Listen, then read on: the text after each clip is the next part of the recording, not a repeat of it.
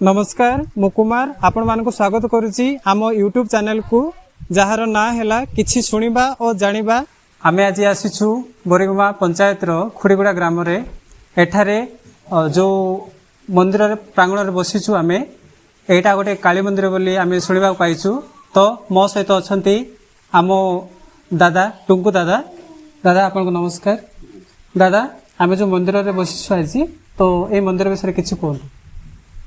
आम पूर्वर भैरव मंदिर जो थी से समय आम डिस्कस करूँ जे आम भैरव मंदिर पाखटा हूँ तंत्रपीठटा जो तंत्र साधक मैंने बहुत आसिक तंत्र साधना करती मध्य ये जगह गोटे हूँ जो काली मूर्ति मंदिर पूर्वर मूर्तिटा पाई चाष करने समय पिठू टेक आनी मूर्ति स्थापना कर जना पड़े पूर्वर ये तंत्र साधना होता जोटा कि कालींकर स्पेशल कालींकर पीठ साधना कर परंपरा करी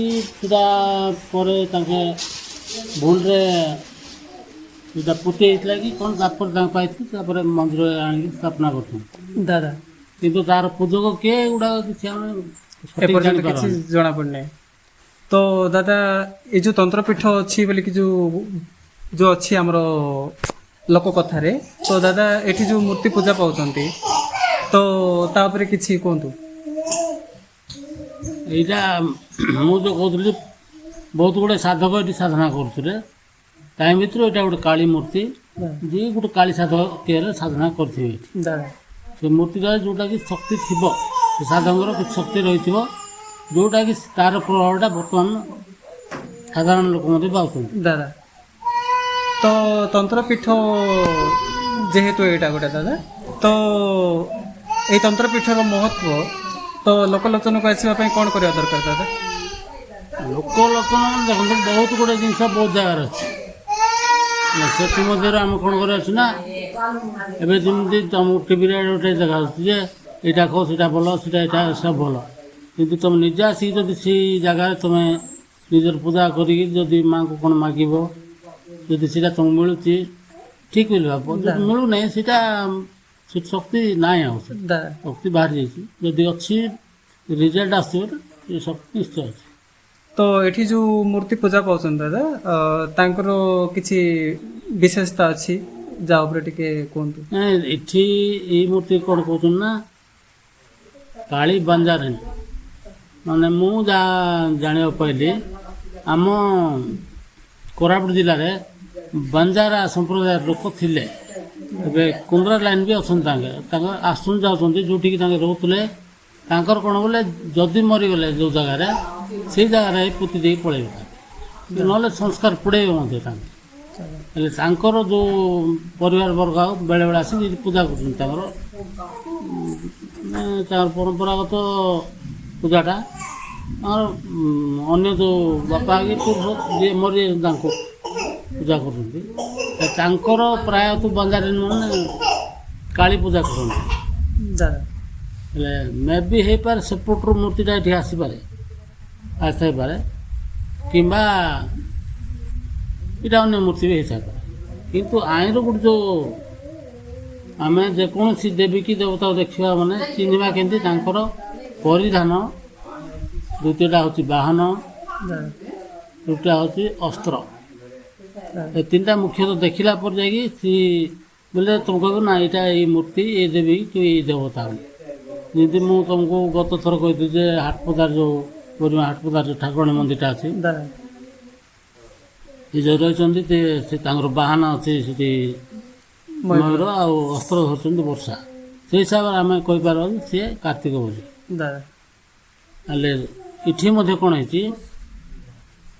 काली मूर्ति अच्छी किंतु तांको परिधान रे कौड़ी तांके माड़ कर पिंधु कौड़ी जोटा कि आमर बांजारा संप्रदाय रे प्राय परिचय से माने बहुत व्यवहार करती से हिसाब से ये आउ इठी भी गोटे कौन अच्छी ना हरिजन संप्रदाय लोक मैंने काली काली बांजारन को तांकर इष्टदेव बोली पूजा प्राय अच्छा कैटेगोरी लोक भी ये अच्छा ब्लॉक ଯିଏକି ଏବେ ବହୁତ ତାଙ୍କ ଇଷ୍ଟ ଦେବ ବୋଲି ମାନୁଛନ୍ତି।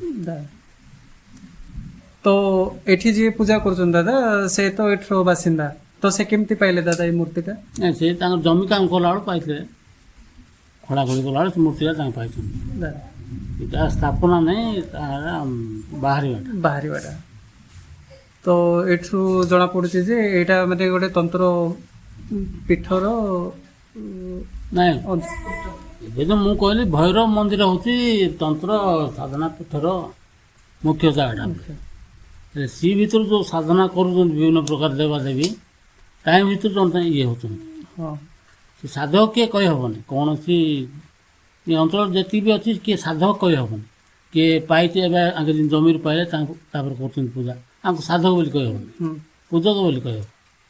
ଯାହା ଯିଏ ସାଧନା କରି ସିଦ୍ଧି ପାଇଛି ସେ ମୂର୍ତ୍ତିର, ସେ ଲୋକ ବର୍ତ୍ତମାନ ସୁଦ୍ଧା କିଏ କହିପାରିବେନି ସଠିକ୍ ଯେ ଇଏ କରିଥିଲେ। ଏବେ ଯେମିତି ଦେଖନ୍ତୁ ଆମର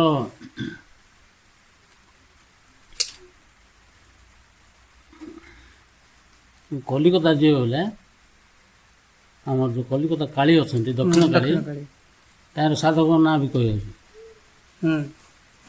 ଜାଣିଥିବ ତମେ। ହଁ ମାତ୍ର ଯେହେତୁ ସେଠି ସବୁ ଜାଣିଛନ୍ତି ଏବେ ପର୍ଯ୍ୟନ୍ତ ସେଟା ଚାଲିଛି, ମେଣ୍ଟେନ୍ ଚାଲିଛି। କିନ୍ତୁ ଆମର ଏଇ ଜାଗା ଯେତିକି ଆମର ଛୋଟ ଛୋଟ ଗାଁ କି ଇଏ ଜାଗାରେ ଅଛି, ଲୋକ ଜାଣିନାହାନ୍ତି ତା ବିଷୟରେ, ଯେଉଁଟାକି ମେଣ୍ଟେନ୍ ହେଇପାରୁନି। ଏବେ ଦେଖନ୍ତୁ ଭୈରବ ମନ୍ଦିର ଆମର ଯେଉଁଟା ଥିଲା ବରିମାରେ, ମୁଁ ଯେତେବେଳେ ଛୋଟ ଥିଲି ସେତେବେଳେ ଟିଣ ଘରଟା ଥିଲା। ହଁ ତା ପୂର୍ବରୁ କିନ୍ତୁ ପଥର ମନ୍ଦିରଟା ଥିଲା। ପଥର ମନ୍ଦିର ଭାଙ୍ଗିକିରି ତାପରେ ଯାଇକିରି ଟିଣ ମନ୍ଦିର ହେଲା, ତାପରେ ଯାଇକି ଏବେ ଆଉ ଥରେ ନୂଆ ମନ୍ଦିର ଗୋଟେ ହେଲା। ହଁ ସେମିତି କେତେ ଏମିତି ଭାଙ୍ଗୁଥିବ ଯାଉଥିବ, ଏମିତି ଚାଲିଥିବ ଅପ୍ ଡାଉନ୍। ଯେଉଁଟା ମେଣ୍ଟେନ୍ ଚାଲିଥିବ ସେ କାଳୀ ମନ୍ଦିରଟା ମେଣ୍ଟେନ୍ ଚାଲିଛି, ପୁରୀ ମନ୍ଦିରଟା 5,000 ବର୍ଷ କରୁଛନ୍ତି, ଆଉ ମେଣ୍ଟେନ୍ରେ ଚଲେଇଛନ୍ତି। ଆମେ ଲୋକ ଆଉ ଭୁଲୁ ନାହାନ୍ତି ତାକୁ, ମାତ୍ର ମେଣ୍ଟେନ୍ ଆମର କାହିଁ ଏଇଟା ଏଇଠି ଯେଉଁ ମୂର୍ତ୍ତି ଯାହା ବାହାରୁଛି ଏବେ ଆର ପରେ ଯେଉଁ ଆମେ ବିଷ୍ଣୁପୁର ଯିବା କହୁଥିଲୁ ଶଙ୍କୁଳା, ତାର ଭିତରେ ମଧ୍ୟ ଆଙ୍କର ଇତିହାସଟା ଯୋଡ଼ିକିରି ଅଛି। ସେଟା ବି ଲୋକ କଥାରେ ଅଛି, ପୁରାଣର କୌଣସି ପୁରାଣରେ ନାହିଁ, କିନ୍ତୁ ଲୋକ କଥା ଅଛି। ପ୍ରାୟ ଆଦିବାସୀ ପରମ୍ପରାରେ ସେଟାକୁ ଷ୍ଟ୍ରିକ୍ଟଲି ମାନୁଛନ୍ତି। ଦାଦା ଆମେ କିନ୍ତୁ ସେଟାକୁ ମାନୁନୁ, ତାଙ୍କେ କିନ୍ତୁ ଷ୍ଟ୍ରିକ୍ଟଲି ମାନୁଛୁ।